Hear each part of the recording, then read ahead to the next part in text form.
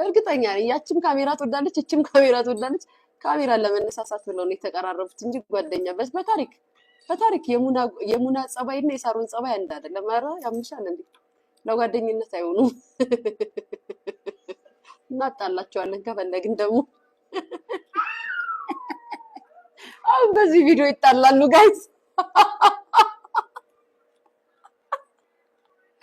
ወይኔ ሊያኑ ይሻሻል። በዚህ ቪዲዮ ይጣላሉ ሳሮን እና ሙና።